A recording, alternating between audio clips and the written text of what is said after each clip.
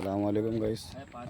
कितने किलो भाई? 5 kilo 6 kilo है ना 5-6 किलो आराम से सॉलिड है तो भाई। बीच मिली है।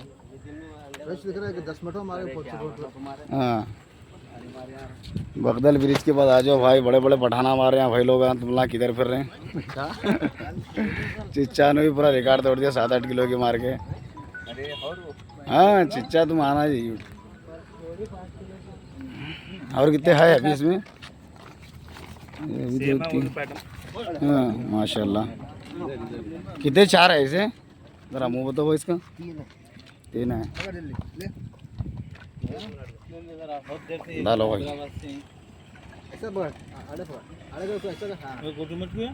पठान